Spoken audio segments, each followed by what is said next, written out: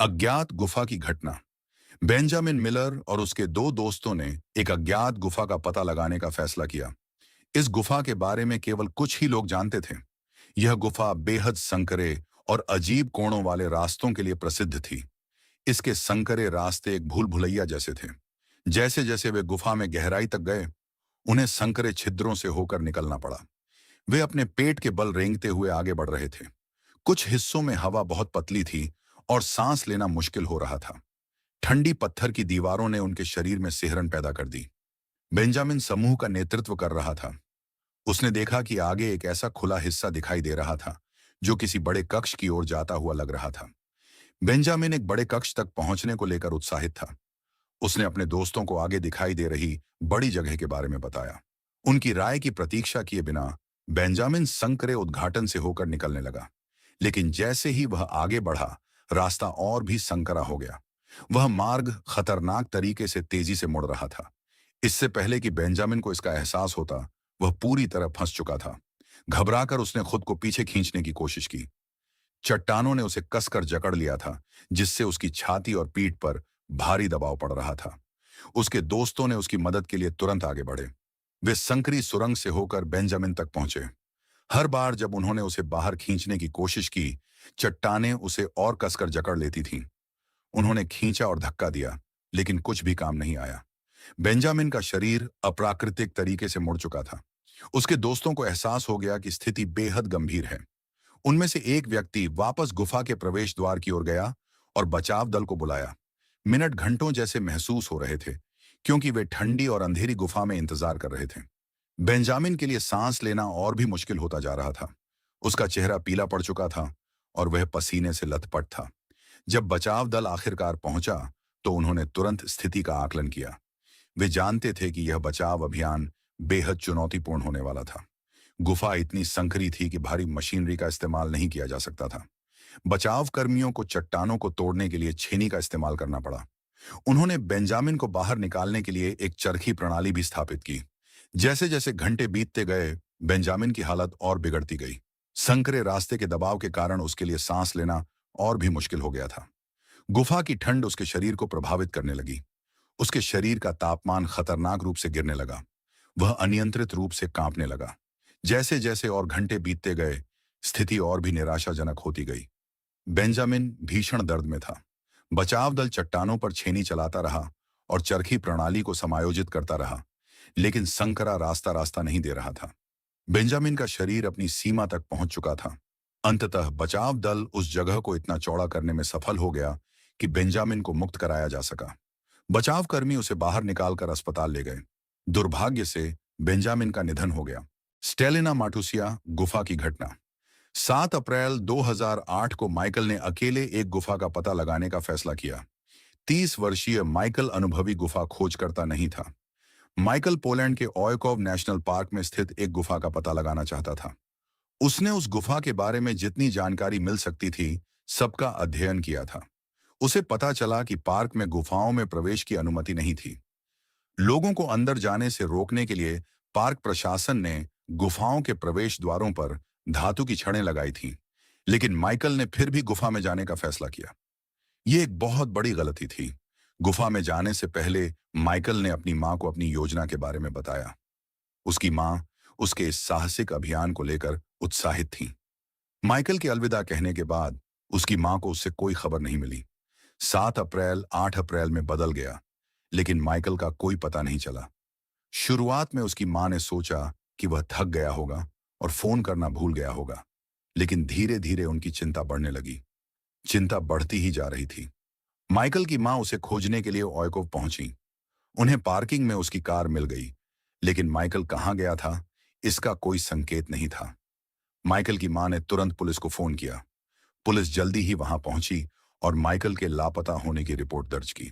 उन्हें शक था कि माइकल किसी गुफा में फंस गया है या खो गया है। उन्होंने गुफा बचाव दल से संपर्क किया। गुफा का प्रवेश द्वार केवल 8 फीट चौड़ा था। अंदर उन्हें एक ऐसा कक्ष मिला जो नीचे की ओर ढलान वाला था।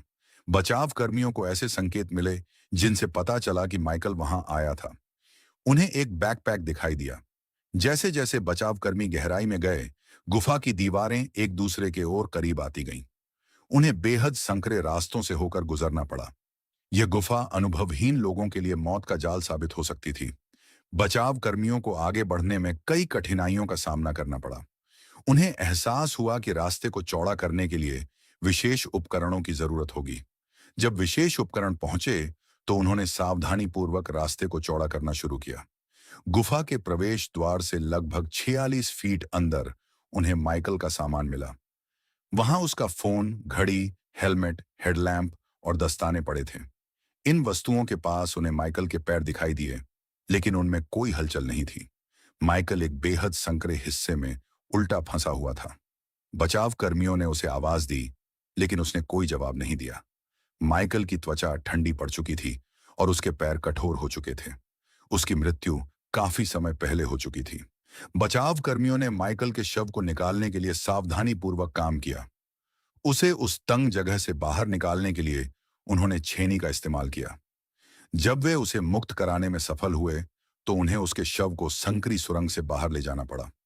आखिरकार उन्होंने माइकल के शव को गुफा से बाहर निकाल लिया। माइकल कई घंटों तक उल्टा फंसा रहा था।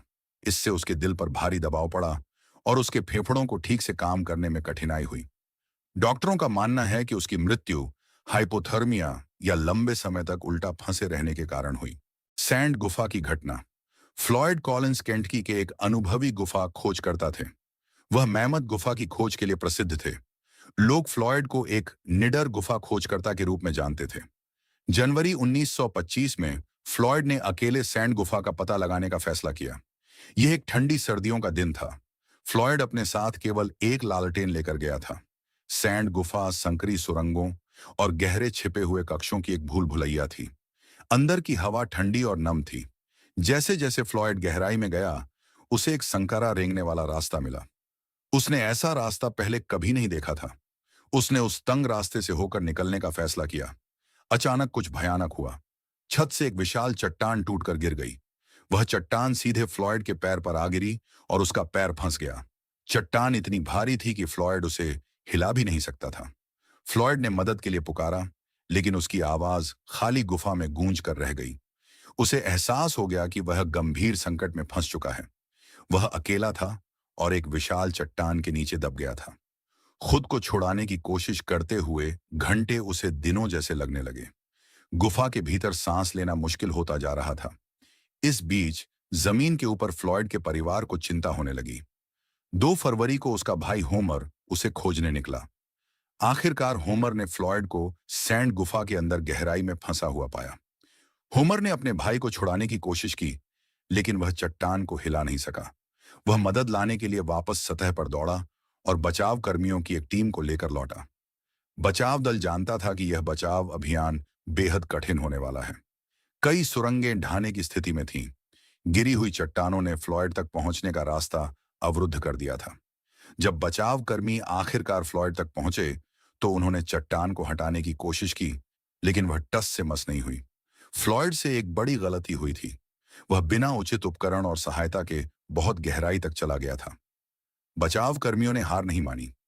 उन्होंने फ्लॉयड के करीब पहुंचने के लिए एक शाफ्ट खोदना शुरू किया। जैसे जैसे समय बीतता गया, फ्लॉयड की हालत लगातार बिगड़ती गई। वह दर्द और भय से लड़ रहा था। उसे उम्मीद थी कि बचाव कर्मी उसे बचा लेंगे, लेकिन अंदर ही अंदर वह जानता था कि उसका समय खत्म होता जा रहा है। जैसे जैसे उसका शरीर कमजोर पड़ता गया, उसकी उम्मीद भी धीरे धीरे खत्म होने लगी। फ्लॉयड भीषण ठंड और पानी की कमी से जूझ रहा था। आखिरकार 16 फरवरी को बचाव कर्मी दूसरी बार फ्लॉयड तक पहुंचे, लेकिन तब तक बहुत देर हो चुकी थी। फ्लॉयड कॉलिंस की सैंड गुफा में मृत्यु हो चुकी थी।